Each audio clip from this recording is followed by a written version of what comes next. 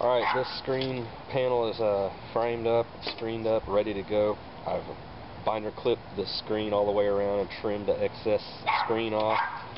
It's ready to get the spline put in. You'll see that I've left one end without the clips on it. This is the end we're going to start on. So you're going to need your spline tool, some scissors, utility knife, and your spline. Now this spline tool, there's two different ends to it. You've got one end that is a disc shape. That's basically the end you use to push the screen down into the track, and then the other end you'll notice has got a groove, and that's after you've placed it into the screen track. You use this groove to push the spline in. So basically what I do,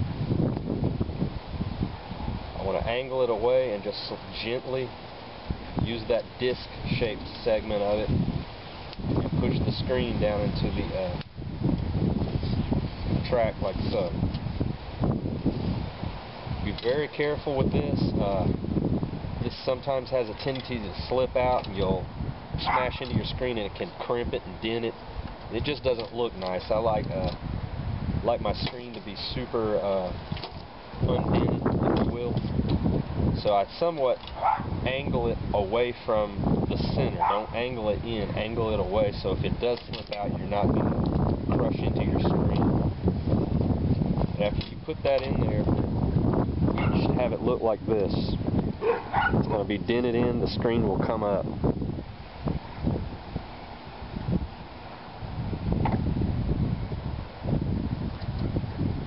So that's basically how you want it to look right there. And then what we do, I'll rotate it around. Now I'll take these binder clips off.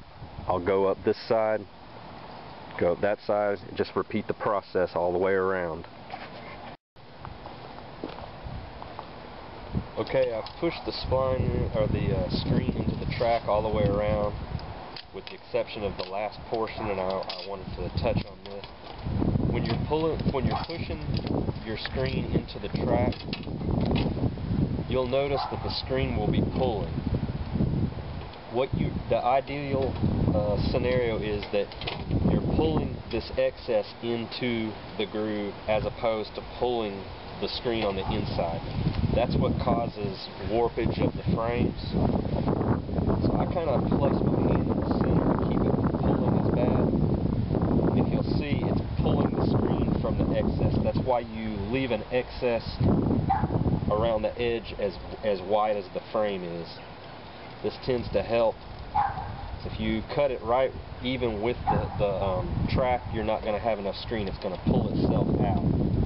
And even leaving excess, it's possible that when you're doing this, it's going to pull the opposite side out. So kind of gently place your hand over it.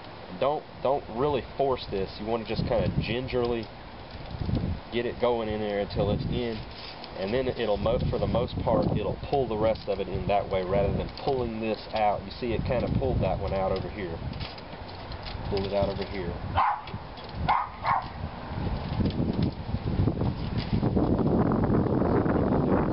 Some people slot when they move around. I just get the whole thing grooved in before I start splining.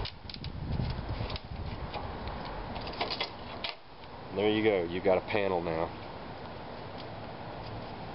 that's placed into the groove. So now we're going to put the spline in there.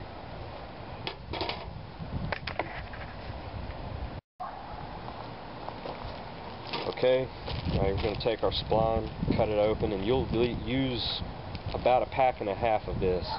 You can buy it in 25-foot rolls, or you can buy it in 50-foot rolls, but you'll need at least 50 linear feet to do one cage. You'll have a little excess left over, but 25 is not going to be enough. Basically all this stuff is a rubber tubing somewhat, and it tucks down inside of this groove, and this is what's going to hold the screen in place. So what I do now, go ahead and you're now going to use the grooved edge of your spline tool And here's where it can pop out and crimp your screen up. You want to be careful to angle it away from the center of your screen. But basically all you do, I just kind of stretch ahead a couple, like 6 to 8 inches. And gently roll that, using that groove, roll the spline down into that trap.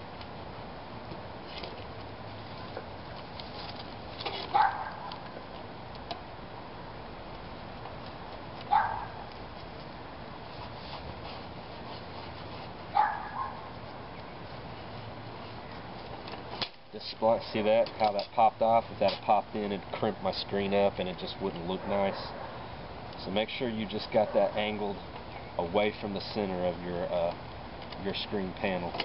If you pop in, it just doesn't look as nice. You've got a crimped up screen. And this spline tool is made out of plastic. It's not really the greatest one. I bought it because it's cheap.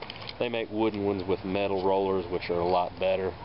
They're not as likely, I think, to slip off, but either way they'll work. So basically all we do is we just continue this process all the way around.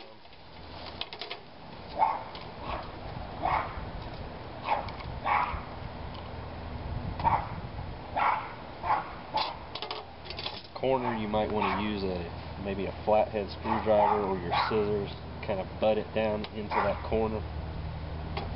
Some people cut them off. I just use one continual loop of this spline whenever I'm doing it, and go all the way around with one continual piece. I don't think it really matters either way. Just a matter of preference. Next thing you do, basically, is you be very careful. You take your utility knife, and we'll just go along the edge here, and we'll cut this excess screen off. You don't want these excess screens poking your Chameleon.